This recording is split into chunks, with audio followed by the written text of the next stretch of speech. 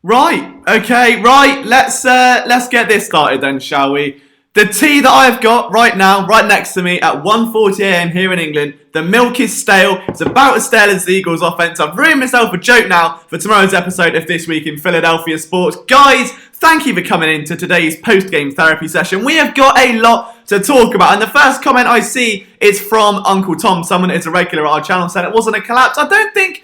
Do you know what he's hit me there? He's actually got me, but the offensive state collapsed. They had 84 yards in the first half, and after that, if it wasn't for a late surge where the Patriots basically let them claw their way down the field, we wouldn't really be talking about a near loss. Like, the Eagles defense kept this team in the game. It was, I never thought I would say that this season, that the defense would keep the Eagles in a game all game long. It has been the inverse for so damn long, and against the Patriots, it's Jim Schwartz who stepped up and really made an impact. He made some adjustments and this defense played differently. And all of a sudden, just as we get over the defensive struggles, just as the defense is starting to kick on, it all collapses on offense and you can't write it. So guys, I'm fuming. It's been an emotional day. Let's have a look and see what you guys are saying right now. Brandon says he's ready for debate. Albert says if the defense isn't playing up to par, it's the damn offense. And absolutely, I've got no idea what's happened. But let me know your thoughts in the chat. We'll get as many opinions out as soon as we can because it's going to be a long day. It's going to be a long one. If you are new around here, if you're not yet subscribed and you're seething about the Eagles, then hit that subscribe button. We've got videos coming all week long. We've got so much to talk about, to break down. Let's see, the guitarist of choice, if we're able to keep it close against the Pats, I can be happy with that as much as that loss still stung. I get it, but I would say the Eagles should have won that game. Looking back, I think the Eagles had every opportunity to win that game, without a shadow of a doubt. Every opportunity to win that game. I think if there was ever a game to summarise Nelson Agholor's tenure in Philadelphia so far, this is the one. You know, he makes a big catch on third down in the clutch. He makes up for all the errors earlier on. And then the potential game-winning touchdown. Fun was out the back of the end zone. I don't really know what more you can say about it there. But if you know, there was concern before, like, oh, this is the end of the Agholor era. The 9.3 was a mistake. They're going to let him go this offseason. And you could kind of, at least before, make a case of bringing him back on a cheaper deal because he's been bad. But by now, it has been so disappointing that you can't even make that argument anymore. It's so frustrating. But yeah, guys, flood the chat. Let's see what you're saying. Let's have some, hopefully, rational discussion about the Eagles because this has been an emotional couple of hours. Uncle Tom says Agholor was out of the position. The ball was incredibly tough to haul in. I'm not defending him. He's obviously not very good. To put this game on Agholor. Yeah, I don't think it's putting the game on Agholor, but it was definitely a big part of the issue. There were, you know, I would say in response to that, Uncle Tom, I think this is one of the first streams we're in, so amazing you're here. I think Jordan Matthews was another one. You know, he got literally targeted 6 times, and then I think he had 1 reception for minimal yardage. Like, I mean, he was covered out of the area. There was not much the Eagles could do offensively at all then. And you've got to account as well that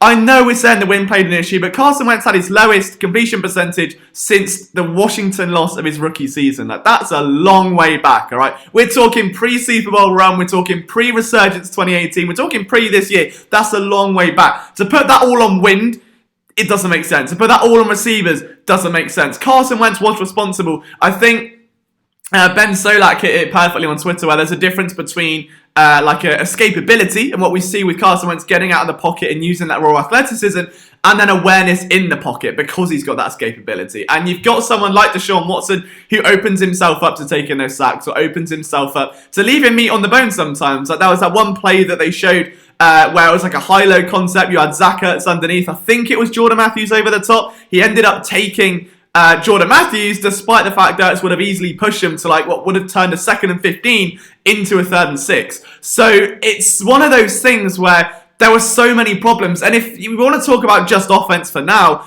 Lane Johnson was out, Miles Sanders was out for a time. I know they were missing Alshon Jeffrey. There was just so much wrong offensively. They were missing key parts. And what was bizarre is that everyone wants to point at Mike Groh. Everyone wants to point the finger at the offensive coordinator, which is fine. Fair enough. You do you. I understand it. I'm not going to say you're wrong here. But Mike Groh's responsibility came out recently that he helped script those first 15 plays. All right, so that's been a problem all season long. First 15 plays have been diabolical all season long. And now he comes out, it's a lot of pre-snap motion, it's a lot of what we saw Baltimore do against the Patriots. They come out, they get a field goal, they drain a lot of clock in that first quarter, and then the rest of the game happens and it's a total train wreck. So I don't know, you can look at that and say, hey, he actually had a really positive influence there potentially, and you can also look at it and say, yeah, he may have really struggled there. So again, there's a lot to unearth and to talk about this game. Uncle Tom there saying that Wright was responsible for the first 15 plays as he was during his time as offensive coordinator. Duck Nguyen, nice to see you here. Geordie Fighter 14, nice to see you here as well. I know you and Mr. Stream. Trader X, why is everyone questioning whether Wentz is elite? I don't think anyone's sat here questioning whether he's elite. He's easily a top 10 quarterback. If he's top 5, that's a very different discussion. He hasn't played like it, at least this game. There have been other games where he certainly has. It's really tough though. It all comes back to the Dak Prescott thing, a lot of people are, well, Dak's only good because of the line and the receivers. And it's if you don't have the receivers, he's bad because he's got no line and receivers. So it's a constant back and forth. But I think the two positions that absolutely need to be evaluated this offseason are wide receiver coach and offensive coordinator. Without a doubt. If Mike Groh can take a demotion and be satisfied with it and actually go and talk to the wide receivers as he used to, that's where he made his bread and butter with Alshon Jeffrey. That's where he made his bread and butter in 2016 and 17 and wherever.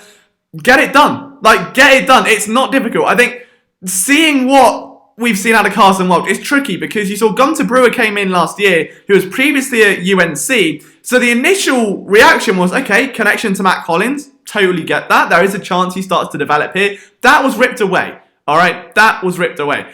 This year now you get Carson Wentz promoted from within, and that's been a theme. They promote from within. And it hasn't worked. Mike Groh promoted to replace Frank Reich from within. There was no fresh ideas. It's the same stuff. And he's not going to be someone that's going to dramatically change the look of the offense. So I'd like to keep Mike Groh on board because he's absolutely got potential and he's clearly proved himself as a wide receivers coach. Can he do it as an offensive coordinator? Maybe it is a bit premature. A lot of people call him for juice, but he's already helping out with coordinating. I believe it's the run game. And obviously the running backs and how they get sort of pushed on. But I just think it was a case of him getting promoted too soon. They should keep hold of him, but he's not going to be someone that the Eagles should lean on as offensive coordinator. He's not bringing anything fresh to the table. I don't know. It's a really tricky...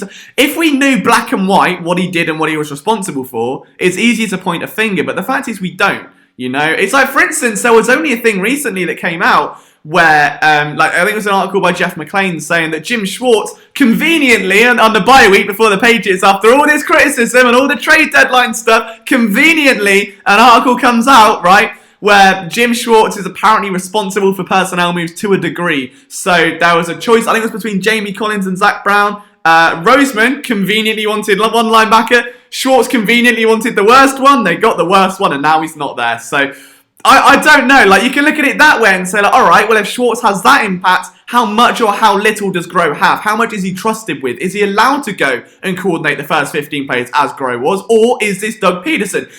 You can look at that a few different ways, but I think it's very difficult. It's easy with Howie Roseman to say, right, GM is responsible for X, Y, Z, therefore you're doing well at X, Y, and Z, right? With an offensive coordinator, especially in this where we don't know what the role is, it's hard to say, right, he's at fault. It could easily be Peterson just as much, but we don't know. We really don't know. It's good to see so many of you in the chat, though. I hope you're all not as angry as I am about this loss, but I know probably many of you will be.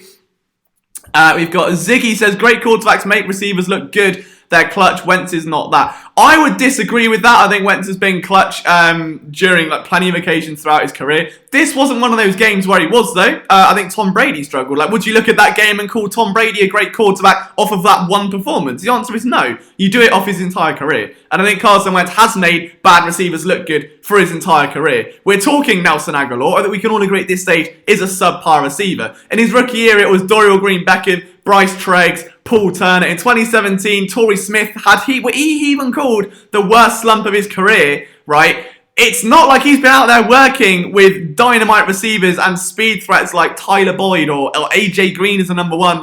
He hasn't really had that cast. And this was meant to be the year it all came together. Started off kind of well enough against Washington, and it all slowly derailed from there. But this was absolutely a bad performance from Wentz. I don't think I'm going to sit here and say that Wentz played lights out and everything else was at fault. Because if anything, I think he genuinely was bang average, if not subpar, left a lot of meat on the bone. When you look at then the defensive side of things, and what a game for Brandon Graham, what a game for Fletcher Cox, and more importantly, guys, you're not going to like this, as little as I do, believe it or not, and there will be a speech in tomorrow's episode of This Week in Philadelphia Sports, so again, if you're new, make sure you're hitting that subscribe button, but I have to man up, aren't I? I'm going to have to man up. And Ronald Darby played a good football game. There, I said it, all right? Don't make me repeat it. Don't make me repeat it. Ronald Darby played a good football game. Jalen Mills played a very good football game. Now, he wasn't perfect. There were a couple of miscommunications for both of them along the way, a couple of errors, and Darby tried to tackle and ended up on his backside, which somehow happens. But for the most part, being able to press at the line of scrimmage, what a shock, all right? When Jim Schwartz makes an adjustment, oh my word, it works, all right? The only other thing, having commented Jalen Mills for, I did on Twitter, was he got rid of the chicken flex. He just does that, there's no need for that at all. And he stopped it, and he went to do it, and he held his arms out, and he just stood and flexed. And I was like, do you know what? That is the best character development I've seen since The Walking Dead. That is fantastic. So Jalen Mills and Ronald Darby, I know it's a loss, but without them, the Eagles would not even be within reaching distance in the fourth quarter. And somehow, we've got to give them credit. We've got to hold our hands up and say, hey, they played a hell of a game. Avonte Maddox, despite being chokeslammed by Julian Edelman, played a hell of a game. And, I think there was a couple of errors along the way again, but overall, it was really good. Excuse me, I'm a little bit sick. I've had a cup of tea, my throat's going. So, that was that phase a couple months ago where my voice gradually went, and all the comments were like, yeah, Eagles to, oh my God, is Liam alright? You're probably going to have that in a month or so. So bear with me, I'll fight through it. But Doug says the Eagles actually blitzed today, and yes, they did. It wasn't even just blitzing either. I want to do a film room on this. It was it was 5-man alignments. It was using Jannard Avery as a stand-up blitzer, as this free-roaming Sam linebacker, something that, if you've watched the film room on Jannard Avery that I put on this channel, that I was preaching since day one. I was like, you've got a hybrid player here that is coming out of a misfit scheme, that was a stand-up defensive end, that can now come down and take some of that strain off. And he did absolutely that. The play against, I think it was Avonte Maddox got called for the PI on the double move. Excellent blitz by Jannard Avery. Absolutely excellent. So yeah, I was very impressed with that. Let's see. So Monte Cristo says, bring in Rex Bryant. I get it. Obviously, you've got the kind of relation to Buddy Ryan and stuff. I understand it. I don't know if that would be something he's interested in, if it's a move the Eagles should pursue or not. I don't know. It's a bit premature. I think after this, Jim Schwartz might have just saved. And if he'd laid an egg, as the offense had laid an egg, I'd have been like, right, Schwartz is done. That's too much now, too far. End of the season, get it changed over. Because at the end of the day, if you fire him now, it's only going to be Matt Burke that takes over it, who's just a pigeon sat on his shoulder going, do the same, do the same. It's not going to benefit anyone. But overall, he called a really good game today, a really good game. And again, without Jim Schwartz, this game would have been dead and buried a long, long time ago. Let's have a look at what else you guys are saying. I'm trying to scroll through the chat. Offended African said they only had to cover Julian Edelman. Yeah, true, but then it is Julian Edelman. Like, he's not exactly a bum receiver, is he? He's done much more in his career this year than I think all of the Eagles receivers combined. So let's not put too much salt on Julian Edelman right now. Trade directing, that's a bit extreme. He's not gone out there and done anything barbaric. He just had a bit of an average game. Like, let's not get too extreme. There's no need for that. There's no need. I mean, Carson Wentz was bad. He had a bad game. He had a bad day. Hey, I have bad days at the office. If anyone's following the Philly Sports Network Twitter account, the Patriots scored a touchdown and went up 17-10. Right? I tweeted out they scored an extra point. The Eagles lead 15-13. I don't know what happened. All right, somewhere along the line, I've gone, Patriots have scored a touchdown. They're up 17-10. Eagles lead 15-13. I've given the Eagles 3 points. So I have a bad day at the office. All right, it happens. Like, everyone does. Carson Wentz isn't immune from a bad day. He shouldn't be expected to carry the team day in and day out. With that said, the supporting cast has to do better. Jordan Matthews, you kind of give him a pass. He's only been back in the building for about a week. But 6 targets, 1 reception isn't good enough. J.J. Arcega-Whiteside made a catch. That was good. That happened, and it went far. It was a long catch, all right? That was a big... Ziggy says, cut Agholor and Hollins. I need to play receiver. Dude, if I played receiver... it can't be much worse, can it? We've all seen, the gangly vertical. He can't overthrow that, surely. Surely Carson Wentz can't overthrow that. That's... maybe I should try out. I don't know. Trader, let's don't need to get sexist. Come on. I would probably throw like a girl. Let's not get... Come on. Leave it out, sunshine. 215 yards, 1 touchdown, no interceptions. It's not bad. Just needed more. Yeah, absolutely. He had the starting course, just didn't get to the main supper. I think the receivers left too much on the plate. Like, there were so many plays where Agholor either they missed the ball, it was just thrown behind him. There was the one that was gently tipped into his hands and he still missed it, and everyone's like, the ball was tipped. It's like, yeah, into his direction. Should have made the catch, really. I think tracking's been a problem for Agholor for a long time now. So I don't know what. I know a lot of people are criticising Matt Collins and J.J. Arcega-Whiteside and Matthews and whoever. Like, at this point, I really don't know who would take, because if you take Hollins out, I know Carson Wentz is really big on him and kind of saying he's our highest graded receiver according to pro Carson Wentz focus, which is great. I would say drop him down and bring up Greg Ward. Like, what does Greg Ward bring you? Or what doesn't he bring you that Matt Collins currently does? Because the answer is, I can guarantee you, it won't be a lot. Right? It really will not be a lot. So, that hurts. I would bring up Greg Ward or pull back Mark and Michelle or someone. Duck says, I would crumble at the first hit. It's funny you should say that. Like, I wanted to do... this was 2 years ago, before the channel ever really took off. Like, a series where I do a week in the life of an athlete in each sport. So the week in the life of a basketball player and an American football player. And I had something up with an American football team, like an English, it's all been bad, but like an English-American football team here. And it never come to fruition. Like, there was so much else going on. But maybe next year, maybe if I get to Philly in a couple of weeks. And that's happening, by the way. I've kind of spoiled that announcement now. But yeah, I don't know. It's something I want to do. I would love to get hit by an American football player just to show you guys, hey, it's not as easy as it looks. And also because it would be funny.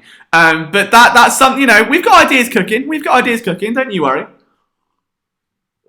Isaac bringing in some much needed optimism, saying the Seahawks D is average. We can beat them. The defense is going to have to step up against us. Yeah. It's tricky though, isn't it? Because you're coming up against someone that should be MVP this year. It's him or Lamar Jackson. Like, let's be honest at this stage.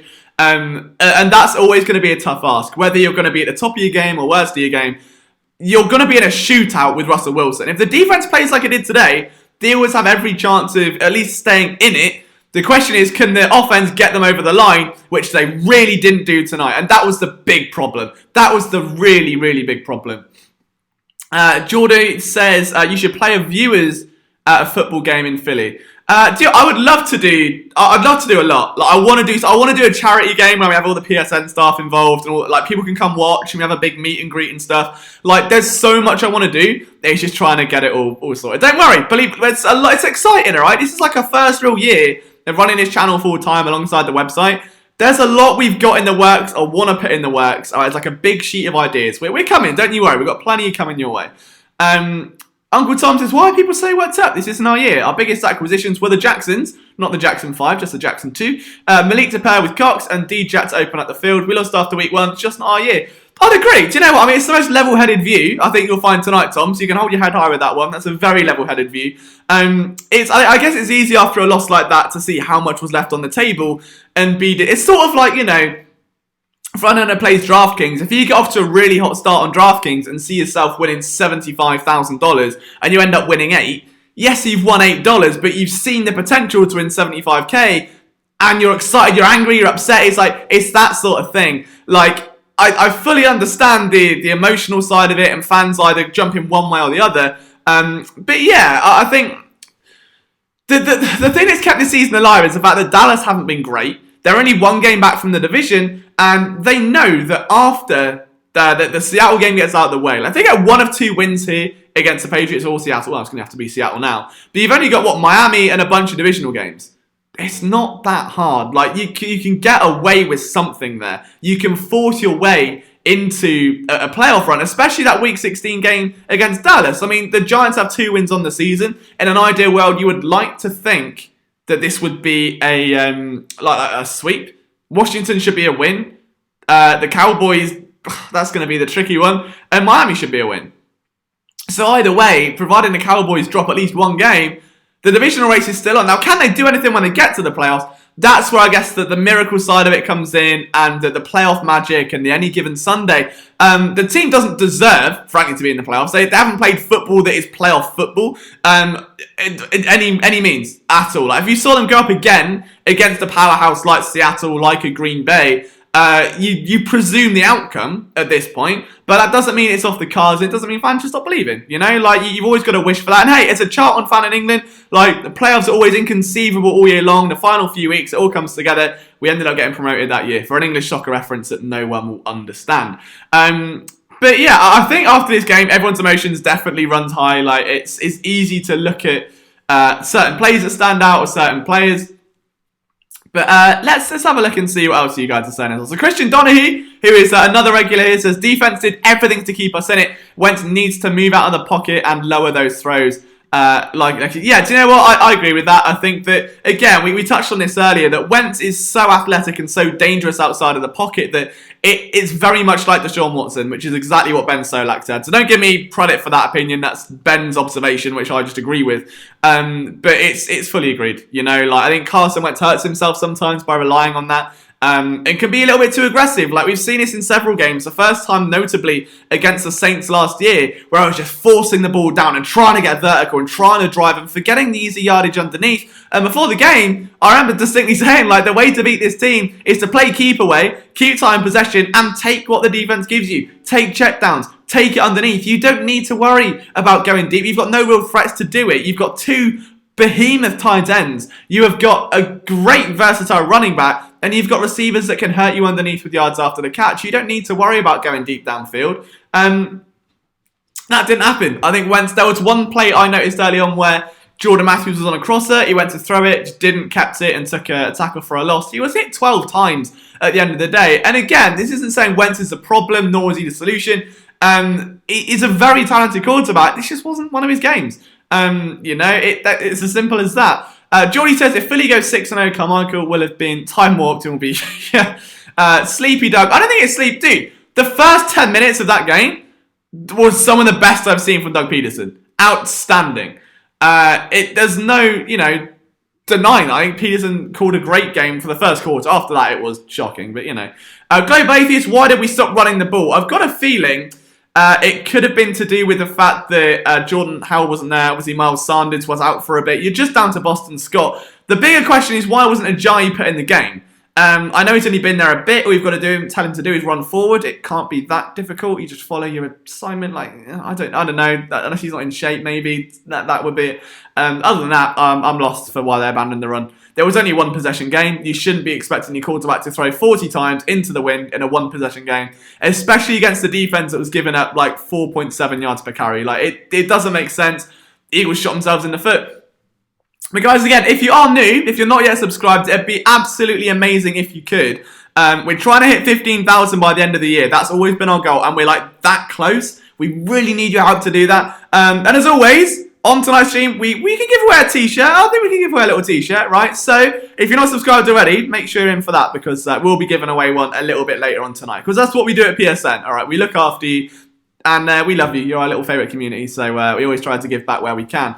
The defense deserves better. Do you know what? I think, yeah, this is the one game. And I said it right at the start of the stream. Like, I genuinely didn't think I'd be saying the defense is kept the Eagles in a game. Like, it's been the inverse for about a year and a half now. And we saw the opposite for the first time in a long time today. And I was stunned. I was very impressed. I didn't think Schwartz had it in him to adapt that much, to take all this list of growing criticisms of the safeties being put in positions where they can't make plays, to see the cornerbacks being played 10 yards off the ball, to see a lack of blitzing, to see the linebackers struggling, like, to make all these changes in one game. He did it. And for better or worse, it really helped.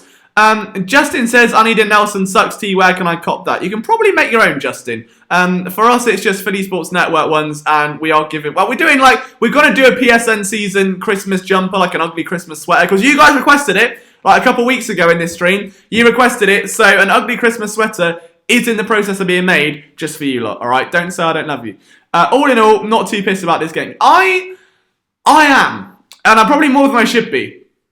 Like, I wish I had the level-headedness of Uncle Tom right now. I literally said that like he's my uncle. Because I think that you're right. It's not that deep. The Eagles showed a lot of promise on defense. I think that there was a flash on offense early on. But overall, knowing that should have been a win, again, for lack of a better analogy, it's like dating a girl. You sack it off because it doesn't work out. And she's like, oh, well, you know, I'm married now. And you always look at it like... I should have done better there. That should have been a marriage, and you let it slip. All right, that's exactly what it is. I was very surprised by our secondary. Says SHS Ram. I want to say Shruz Ram, but I don't want to mispronounce your name, so I'm very sorry if I have. I'm very surprised by our secondary. I think Sanders should have been utilised in the part. Yeah, absolutely, and I think you're bang on with the observation as well. Like, the passing game. If I was ever a passing game for the Eagles to really utilise Miles Sanders, it was this one. Because at the end of the day, you've got nothing else going on. The guy was targeted 4 times and caught 2 balls. All right, that's not good enough by any stretch of the imagination. I think he carried it like 11 times, which is fine. I know there's no Jordan Howard, but the one thing that he should have been praised at all season long, has been the versatility and being this bona fide playmaker. Like, I get it. This was the one game, though, that had to come into play, and it didn't. Where were the Miles Sanders screens? Because I didn't see many. There was an Agholor one that went nowhere. Where are the screens? Like, if you're not going to run the ball, you've got Miles Sanders out there who's actually looking a bit better in pass pro now. Like, do something. It's a one-possession game. Their run defense is suspect. Their pass defense is brilliant. And they've got Stephon Gilmore lined up over Jordan Matthews. Like, do something. Like, genuinely do something. Oh, my tea's getting cold and that tastes disgusting. I see you've got a bit of an argument going on here about Carson Wentz, so I'm just going to let that one unfold because it's quite cool to watch. I love seeing the thing is, I enjoy watching the debates. I try and read out as many comments as I can. Sexy Vegan says sign Kaepernick, JK. Do you know the thing about Kaepernick though, right? And I don't want to make this about Kaepernick or political. Like, forget anything else. The problem with Kaepernick when he was in the league was that he couldn't read defenses and he was inaccurate. All we saw in the workout was he can throw a ball 30 yards, as every NFL quarterback should, and there's no defense around. It doesn't show us he can't read a defense. All he did was a pump fake. I don't know. I think he's definitely a serviceable backup. But no, I guess it is notable because Andrew Berry, who works for the Eagles, he was there watching the workout. One of only 8 teams, I believe, that actually attended the private one. Josh McCown, Nate Sudfeld, both free agents next year. You can kind of see why they would be there. But I don't think that's going to happen. So we can leave Kaepernick out the way. Don't get me wrong, all right? Other Eagles sites, other Eagles blogs will be going, oh, Eagles worked out Kaepernick, oh, Colin Kaepernick, oh, Eagles. Not us, all right? Because whilst we like the views and that's what keeps us going, we don't care about them that much, all right? It's people first, it's views second. As long as we can do it full time, we really don't want to be out here causing clickbait. That's not what we do, all right? So you're welcome on our part. You need an electric kettle in your new offices. I'm not sure you're allowed to have a hob. Hey, I've got an electric kettle. Don't start me ranting about kettles again, because it's a very passionate debate that I have here with kettles. So, like, I don't know why many people in America don't have electric kettles. It upsets me. If I could bring you all one present for Christmas, it would be an electric kettle, because you need to have tea hot whenever you want it, instantly. And let's see what else you guys are saying isn't Colin Kaepernick right? Fire Johnson.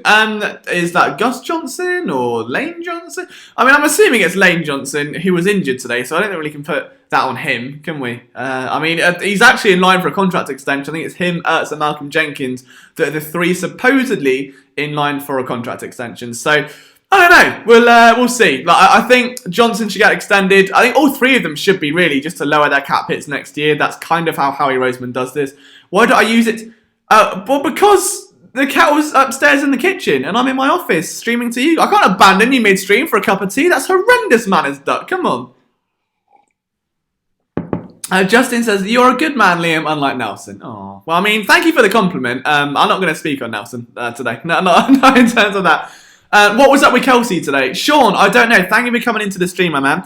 I genuinely couldn't tell you what was wrong with Jason Kelsey. He looked a little bit off for sure. I think he didn't want to seem... Apparently he didn't talk to reporters or didn't want to field questions about it, which I found very unlike Jason Kelsey. We don't normally see that.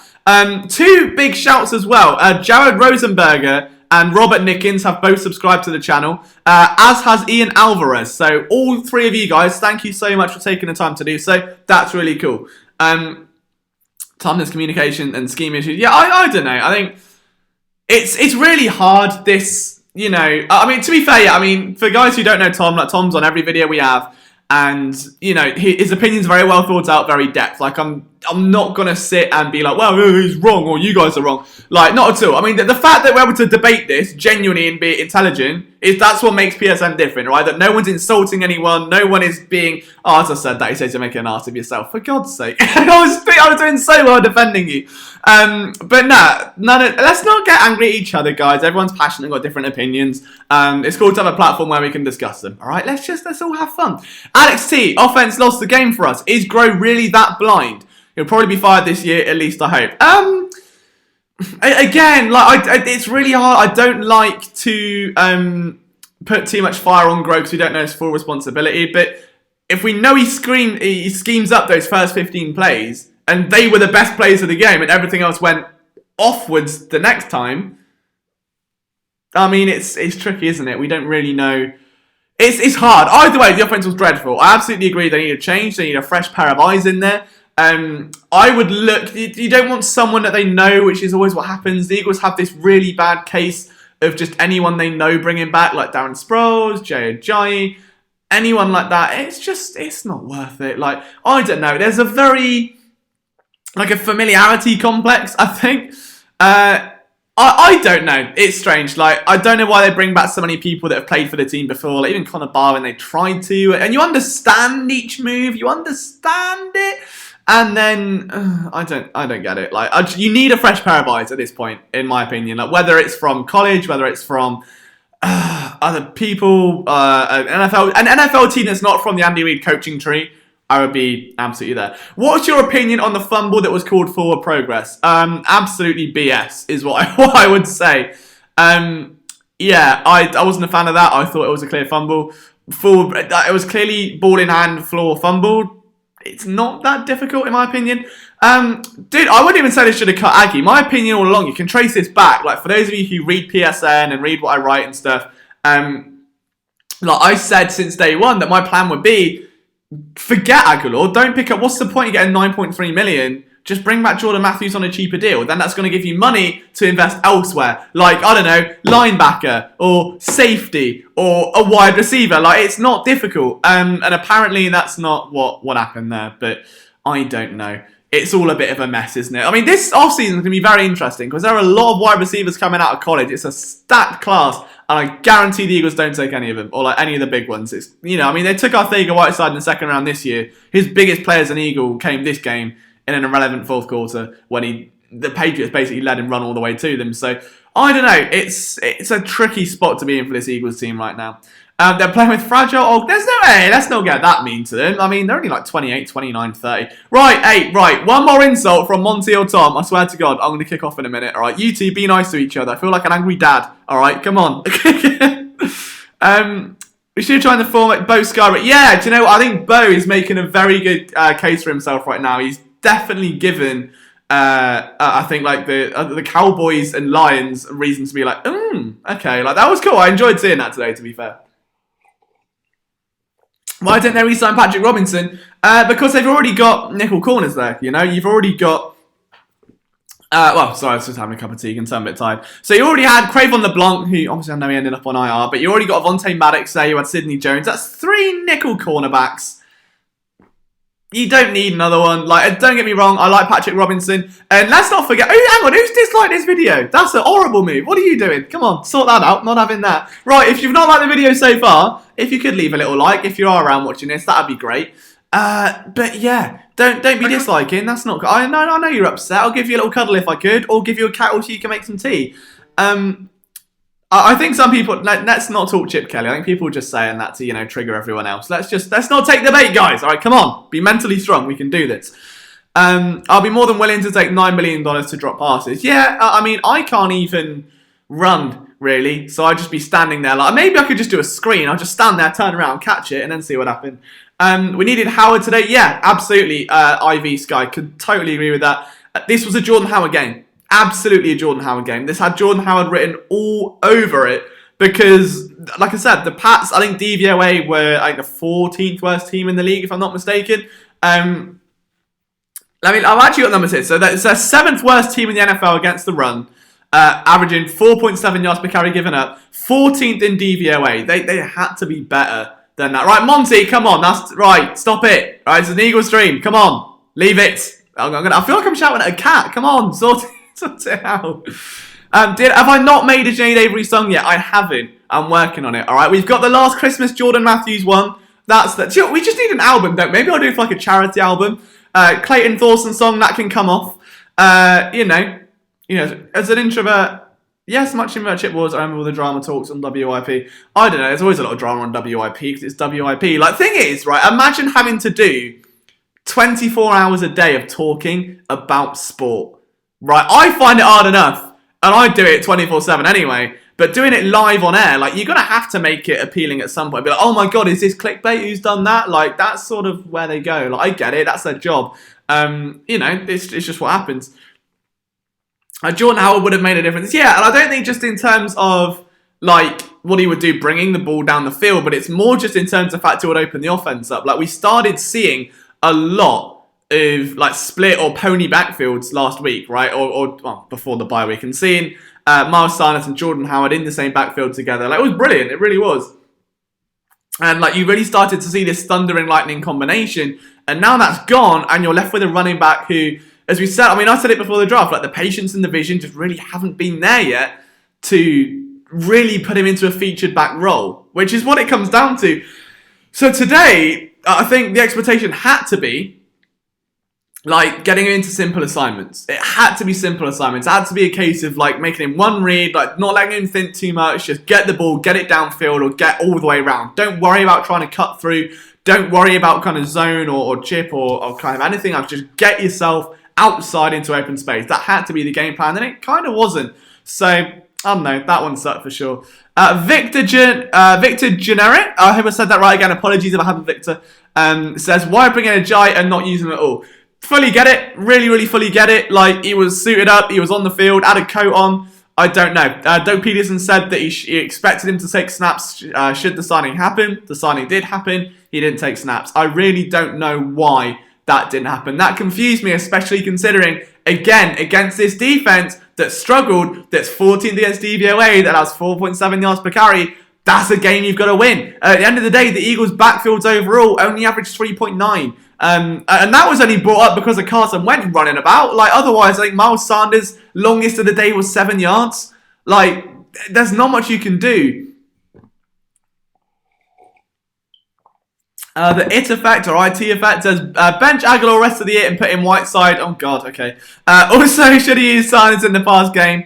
Yeah, I agree with the Sanders bit. I don't know about benching Agholor for Whiteside. Do you know what I don't get, though? Is Whiteside cross-training 3 positions. Like, he spoke to media recently and said, oh, well, it's actually been really stressful because there's hundreds of variations for each position and they've got me learning all 3. Like, why would you do that to a second-round pick? I really don't get it. What is the actual point? You've got someone that is built in the exact mould, like a clone, an absolute clone, right, of Alshon Jeffrey. and you've got him on one red zone package, and making one catch he had him throughout the whole game?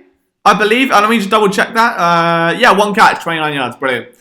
That's been the highlight of his year. Second round pick. Someone there at Stanford was an eclectic route runner, was physical through the stem, was a jump ball specialist, would box out defenders, and now what we've seen is, don't worry about all of your core strengths, mate. What we're going to do is basically learn every route for every receiver ever and come back to us when you've done that, yeah? Meanwhile, Mac, buddy, can you go and get another flag? Yeah, we haven't got many today. Can you just go and get another one? Yeah, go get yourself. That's it. Bang in. 5-yard penalty. Put the backpack on. Put it on. Like, that's literally what happened. And I don't understand it. It blows my mind. Like, I'm more pissed off about that than this loss. Because, do you know what? Serves them right for mishandling that. Serves them right for not getting Miles Sanders involved in the passing game. Serves them right for not putting Ajayi out. I think something's just clicked in my head.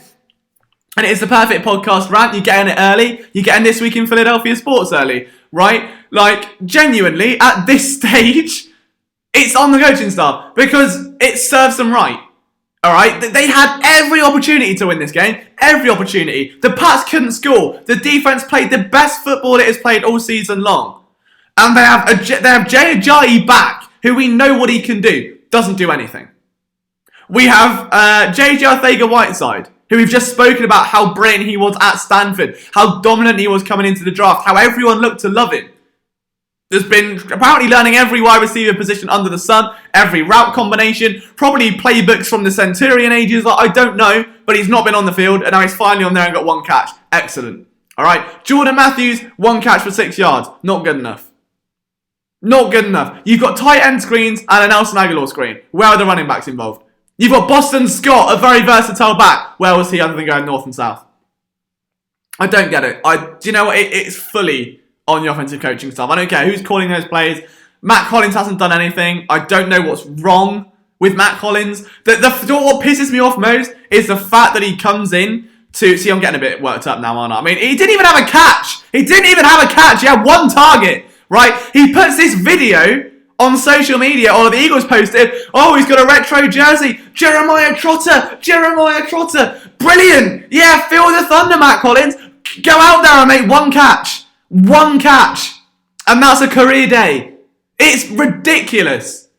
And do you know what I think? I started this stream so unbiased and down the middle. I was like, you know what? I'm going to hear everyone's opinions, everyone in the chat. I'm going to look at what everyone's saying. And I'm going to think, do you know what? It was a bit of everything. It was a bit of Carson Wentz. It was a bit of the wide receivers. It was a bit of losing Lane Johnson. It was a bit of no running backs. And now, after talking out loud for 43 minutes, I've come to the conclusion, it's a mess. It's an absolute mess. And I'm sorry if this is a bit uncoordinated for a rant or something like that, but Jesus, like, sort it out. You've got every piece there. Every piece there, right?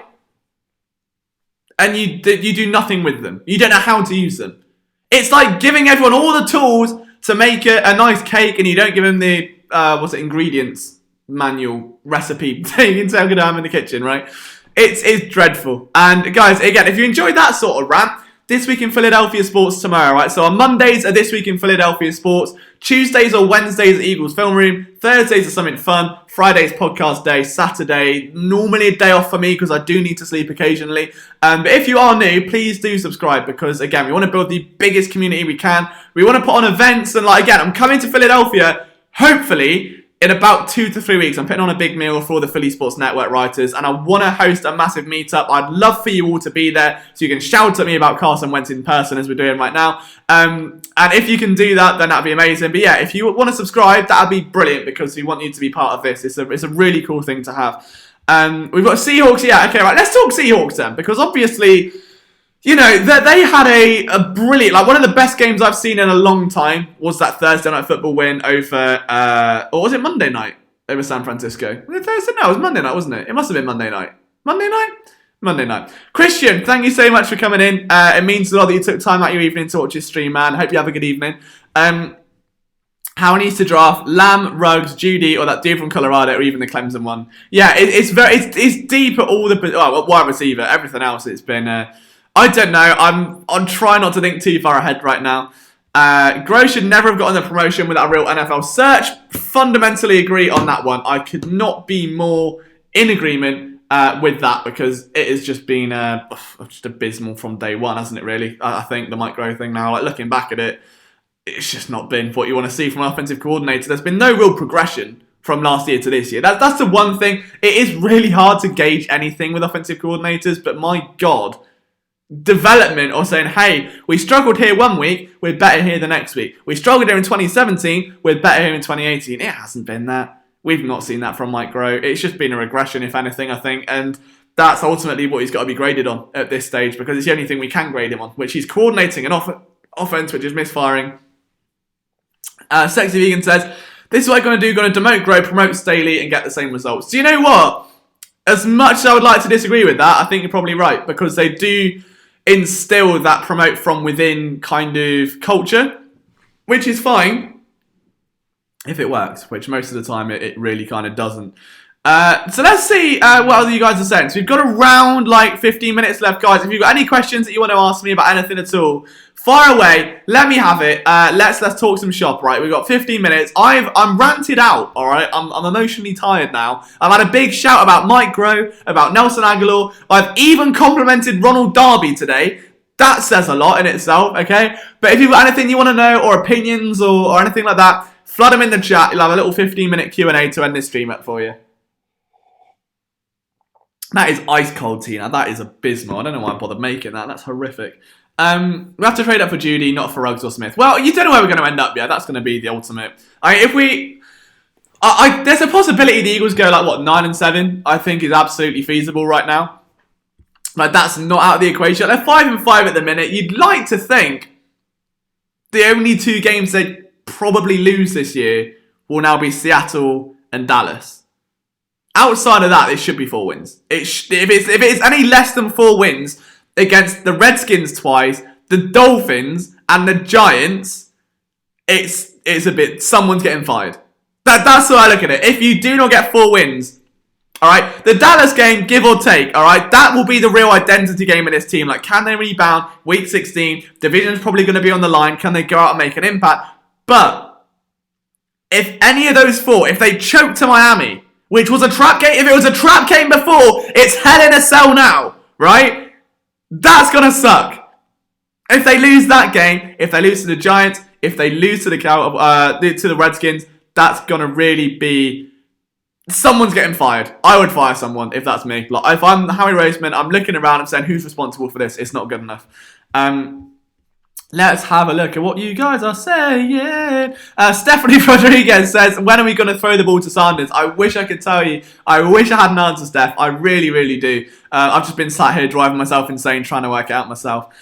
You don't know anything if you don't see other systems. Groh needs to move to another team. Bang. Fully agree. Well said, Dirk. Is Doug on the hot seat if we miss the playoffs? I don't think so, $1 Million Soup 75. I would say that Jim Schwartz is, potentially, although this game may have just sparked some momentum in the other direction. I think offensive coordinator-wise, yeah, Mike Groh's definitely. Mike Groh's on the hot seat now. I do find it weird, though, that the one game after the article came out saying, oh, Schwartz is responsible for Zach Brown and he makes all these decisions, that he calls the best game of his life, arguably. Like, you know, he was excellent, absolutely excellent. I don't think that's a coincidence. I think Schwartz was feeling the heat. He comes in, makes a lot of adjustments. Fair play to him. About bloody time, is what I say. Let's see what we got. Do you see us cutting Sidney Jones this offseason? Says Johnny Moe. I don't. I could maybe a trade. I could see a trade. Like, I think cutting's probably a bit premature. Like, if you can slip him into a deal and move up in the draft, like I don't know. Let's say you're at pick 18 and you get to pick 14. You just slot him in there. I don't know, something like that. I could see, like, he's just kind of a throwaway. Like, hey, yeah, we'll chuck in Sidney Jones, but he's really good. I promise. I can see that happening. Let's see what else you guys want to know. Still have nightmares of facing Ryan Fitzpatrick. Dude, Fitzmagic is a real thing, alright? Like, that Buccaneers game, we all remember it. Let's not go back there, please. That was horrifying. Why didn't we pick up DeFilippo to be the offensive coordinator after he got fired by Minnesota? Good question. I don't know. I wish I could tell you. I wish I had an answer. But DeFilippo, I guess, was such a hot commodity, and coming back, I don't know, it could be a bit of a weird dynamic, maybe. Who knows? Sadon Alaron. Again, if I've really mispronounced that, I'm sorry. Like I think it runs in my family. Like I said on the podcast the other day, my younger brother said, "Oh, that song's by Kevin MacLeod." The name's McLeod. I just think with something in my family, we're a little bit dyslexic. All right, so I'm really sorry if I mispronounced that. He said, no, the crazy part, I knew that we were going to start blaming Agholor. What about Carson Wentz? Offense is terrible. We can't keep blaming the receivers. Yeah, do you know what? And that's the one point I've been preaching all stream long is that there's no one person at fault, right? Like Carson Wentz was bad. Not very bad, but bad enough. The receivers were bad. The offensive line was bad. The execution was bad. The play calling was bad. And the decisions were bad. Like, there was every chance again to win that game. And that's the most frustrating part. That's what gets fans up at night, is that was a win.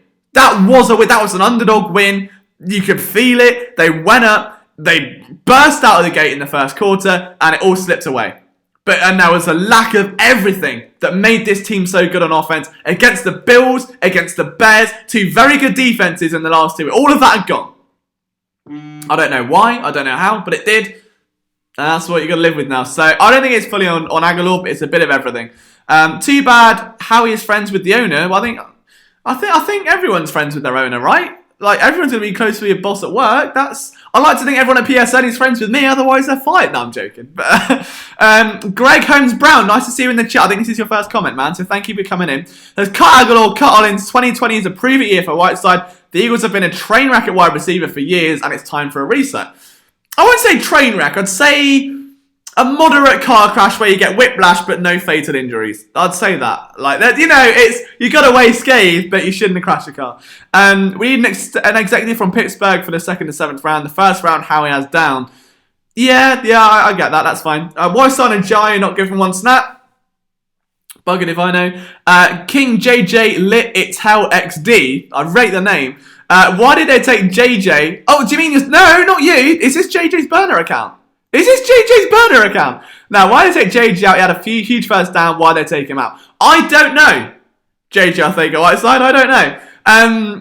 It was annoying. I think he should have got the ball more. I mean, there were even times where I think, even Hollins should have had the ball more. There are a couple of looks, especially early on, where he should have had the ball thrown to him. Like, he was wide open on a couple of plays. There was nothing there. It was really weird. DeFilippo was offered another OC job where he can make the calls. Yep, got that one bang on. Duck, what would you like more? Taking him out of context or repeating the same stuff? Oh god, it's kicking off again.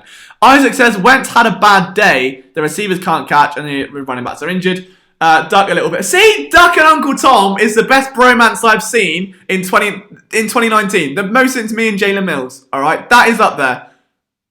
Opposites attract. You never know. You guys are going to be like BFFL now. You wait. Game was stupid. I fully agree. Brandon says, listen, I'll say it again. They're trying too hard to turn Carson into a pocket passer. I don't even think it's that. I think it's probably just that they've seen the erraticism of his play, if that is a word. I'm sorry if it's not. If it's not, it should be. It's a very good word. And they're seeing all this kind of aggressiveness and danger outside the pocket and it leading nowhere. And it's getting him into situations where he's getting hurt. So maybe they're just trying to take away some of that. They're trying to take away some of that danger, like keep him in there, make him go through a couple more reads, work on his footwork and his pocket awareness, which did improve. But, I don't know, maybe it's a bit of... Agholor's officially a bust. Wasted a first round pick. Yeah, I'd agree by now. I wouldn't say a bust. They've been... Okay, he's a bust. There have been worse busts, It's worse. It's not as bad as a slap in the face, all right? Let's put it that way. It could have been worse. You all know Goff was a more accurate passer, but they preferred... I'll put it this way. I still prefer Wentz to Goff, Uncle Tom, because I think... excuse me. See, I told you I'm getting sick. I think Jared Goff is just the ultimate little puppet for Sean McVay, isn't he? Like, he's still got some fundamental flaws. But I don't know. There's still a long way to go in that conversation, so who knows? 10 years from now, you're that Sleep, Doug, and piss poor talent man Howie are problems. Maybe, but 10 years from now, I might be over my ex. So, who knows? A lot can change in 10 years, King JJ, how did he know who I was? Dude, if it is actually JJ, I think Whiteside. I swear to God, this would be the most iconic thing I've ever seen. Imagine. I know it's probably not, but imagine. Alright, this would be brilliant. I thought I had a very good cover-up name. That's brilliant. Even if, I know it's probably not, but Fair play to you for playing along, man. You're a star. MVP of the stream goes to you. That's a heroic effort. Well done. I swear we go deep to Nelson, it's like you see three. Yeah, but the thing is, right, Sadon, so you say that, and that's a very good point. The problem is, you've got a wide receivers coach. That's what a wide receiver coach is for. That's what they do. That's what they're literally signed and paid money to do, is to teach them how to track the ball, to get those fundamentals. Like when Gunter Brewer came in, the first thing he did in OTAs was get these little gates out, right? And I don't know how else to describe them, like little gates. And the idea is that receivers crouch and run through them because it teaches ball security. So when you hug a ball in, you crouch down like you're cradling a child, right? That was cool. That was an adjustment. We're like, wow, we're seeing ball security drills now. That's an actual change. We haven't seen anything like that with Carson Wentz. We haven't seen anything with Carson Wentz, like, at all. I don't know. It's really weird. So, yeah, that would be, to me, Agholor's stagnation can be put just as much on the wide receiver coach instability than as it can be his own fundamental flaws. Can't believe the Rams are stifling. Goff has legit talent. Wide receivers are elite. Right, okay, yeah. Let's turn that around then. So if we see Jared Goff on the Eagles and Carson Wentz on the Rams, would the situations be any different? No, I'm not. Sorry, domestic bubble, but I'll take the compliments. So yeah, I mean, put it this way. You probably put a smile on everyone's face here, which is it's a cool thing. That's what we want to see, right? This is what PSN's all good about. Fly Eagles Fly says Gary or Jerry or Jirai needs to stay on the team for a couple years. I mean, it's in his third year now. Like he needs something. They'll miss away the season. Hopefully, Lurie will fire his buddy and make big. No, it doesn't. No, it's not that bad yet, guys. It's not. Let's not. Let's not jump out of the pan and into the fire. Okay, it's not that bad yet. I need to drink. This is ice cold. Oh my god. I'd have rather have done a shot of tequila. That was disgusting.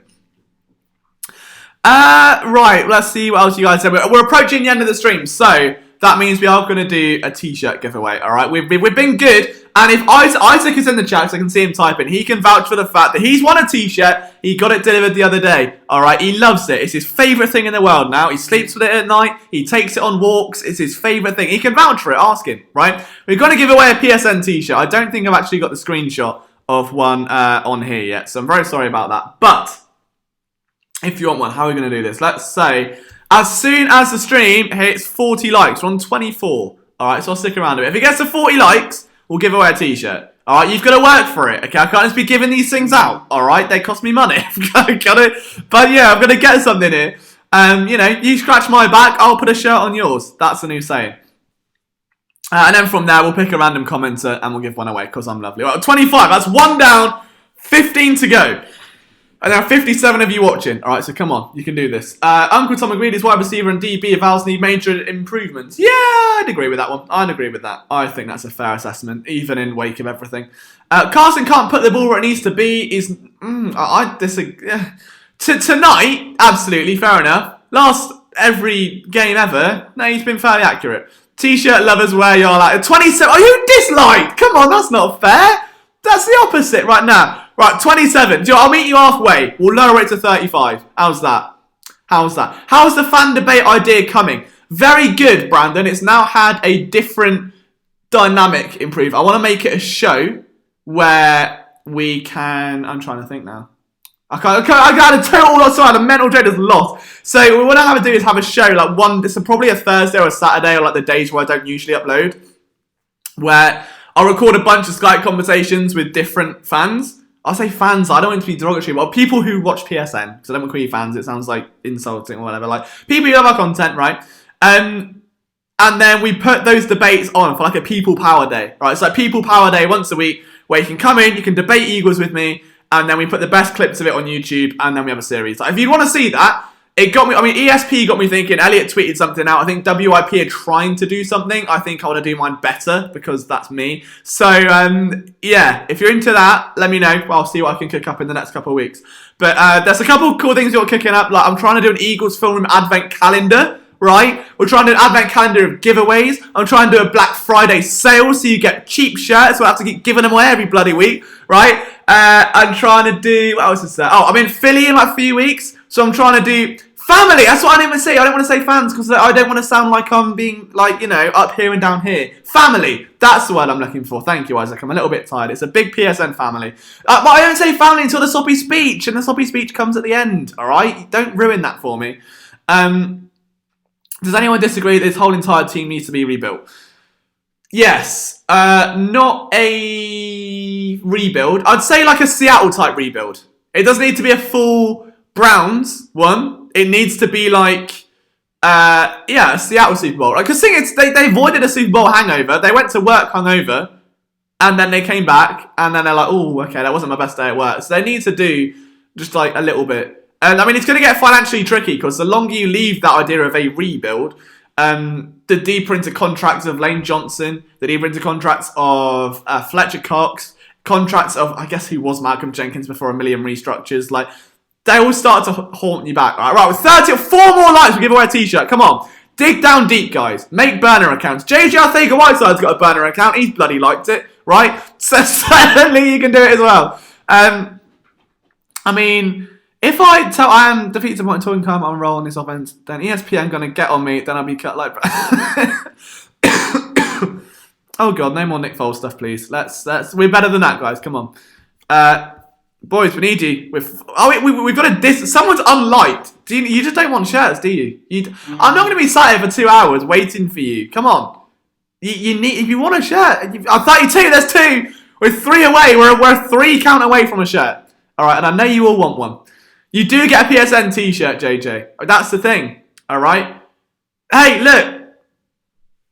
I mean, do you want a t-shirt, JJ, or do you want snaps on the Eagles? It's your choice. You've got to choose. Just imagine if this was actually Arthega-Whiteside. He wins a t-shirt giveaway. We give it to him. And he's spotted in warm-ups like a week later in like a PSN shirt. That'd be, the scenes would be unreal. You can't play Felicia. I've got to go. Oh, good God. 2 away, guys. 2 away. We're going to end the stream on this and a big soppy speech. 1 away. We're almost there. I believe in you. Who's going to be the lucky man or woman or child? Well, the child is a man or a woman, so whoever. 35, right, we did it. Okay, so here's the deal. Oh no, pros donated. I'm going to cry. There's no need for that, man. Thank you so much. That's incredibly kind of you. Oh, now I'm going to have to get soppy before the giveaway, aren't I? That is really sweet. You don't have to do that. Yeah, you know what you do. I know you're here on like every video. You've been a long-term subscriber. I can't put into words how much that means to me. That blows my mind that you would be that kind to donate. So thank you so much. On that note, before we get to the t-shirt giveaway, I just want to say a huge thank you because, you know what, like, we're 63 minutes in, all right, to a post-game stream after the Eagles lost a game, right? They lost to the Patriots. Everyone's pissed off. Everyone's upset. Everyone's angry. I never thought that, a year ago, I would be sat here in these live streams. I mean, when I first did a live stream, okay, it was pre-season last year. We had 7 viewers. One of them was the girl that's referenced in every podcast I ever do. The other one was like my brother. The other one was from a Facebook group. We didn't have anyone. And now a year later, we've got a community. We've got a family of people that are diehard Eagles fans that enjoy this content, that don't want to go to clickbait blogs, that don't want to go to ESPN, that want to feel part of something and help shape the content that they want to see. And I'm so damn proud to call you guys a family because it means I'm trying not to swear, but it means everything to me, like, I mean, I'm basically like on your time zone now anyway, but to be up at like 3 a.m. doing these streams, I would rather it no other way. Like, I say it every week, but PSN for me is the only place I've ever felt home, ever felt a sense of belonging, and I want that for you guys as well. I want all of you to be that exact same way and feel like, hey, do you know what? I've had a bad day at work. Don't worry. I'm going to have a debate with Uncle Tom and Duck Nguyen. Hey, do you know what? A little bit upset today, but Geordie Fighter's going to make some funny remarks on Twitter. Or, hey, there's going to be a new Eagles film room out and we can have a debate and talk about it. Like, that's the coolest thing. And to know that we're a website and a YouTube channel that people want to go to as part of their everyday routine blows my mind. It's the most humbling thing imaginable. So thank you so, so much for all of your support, for all of your kindness, for all of your time, for lending us your ears for this long. It's unreal. And on that note, I'm going to give away a random shirt. I'm going to scroll up and down. So no one's going to fake enter. Just scrolling up and down. Going to land. I'm not looking. All right, I'm not looking. Going to land on a random name. And it lands on this one, who is Uncle Tom. So, probably our most regular commenter tonight. Uncle Tom, you've won yourself a PSN shirt. All right. If you send us an email, phillysportsnetwork@gmail.com. All right. let us know it's you, obviously, somehow. We will hook you up with a shirt next week, all right? That sounds good. You're all about girl reactions, anecdotal evidence, and being myopic. Be objective, use facts to look at it.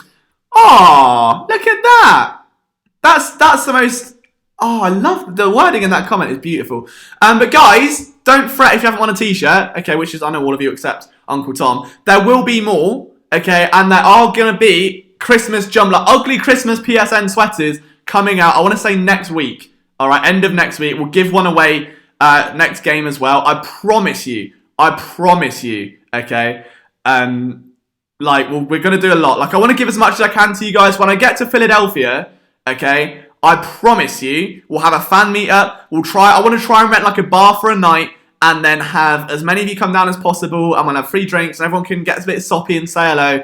Like, I'd love that because I do consider you guys family and it means everything. So you know what? We've had an hour of shouting about the Eagles, of shouting each other down, of, you know, talking about Roseman and Lurie and Agholor and Wentz and Ronald Darby being moderately okay now. Like, it's been upsetting. We've got a lot to talk about this game. If you're not subscribed, it would be amazing if you could. All right, hit that subscribe button. I wouldn't make you. I can't, you know, even if I could. But if you could, that'd be brilliant. If not, we do have a video coming out tomorrow evening, which will recap the last week in Philadelphia sports. I always try and make it a light-hearted way to start the week. So if you can stick around for that, that'd be amazing. Guys, if you've got any parting words, let me know. If you want to follow me on Twitter, it's not down there. It's at Liam Jenkins PSN. That'd be cool. I'm always going to be going back and forth on there. And yeah, I guess that's me all stopped out now. So thank you for being the most incredible fan base or family or group of diehard fans that love each other dearly on the planet, because I don't know where I'd be. Like, without you, there is no PSN. And that's why we're so attached and we give away things and we have streams and we want you to be part of what we do and we want your opinion and your input. So for listening to all the podcasts, for listening to the streams, for listening to me at like what must be super late over there now, it just means everything. Thank you for making me feel at home. Thank you for lending me your ears. I promise you, we're just getting started. Geordie's got a Twitter banner, apparently, so I'm going to check that out in a minute. And just, yeah, thank you for being the best family imaginable. We are so damn lucky to have you. Enjoy your Sunday evening and whatever's left of Sunday night football. I'll see you tomorrow for another episode of This Week in Philadelphia Sports. Uncle Tom, send me a message, phillysportsnetwork@gmail.com. Do you know what? Maybe I might have to give... Yeah, do you know what? If he truly is J-Jaw. Yeah, all right then. King JJ Lit It's Hell. Shoot me an email as well. I'll sort something out for you. All right, you've been a nice little addition to the stream. I was not expecting this at all. You've come flying out the gates, cheered everyone up. MVP, shoot me an email. All right, guys, see you next week. See you tomorrow night for This Week in Philadelphia Sports. I couldn't love you more if I tried. I'm very lucky to call you a little family. I'll see you soon.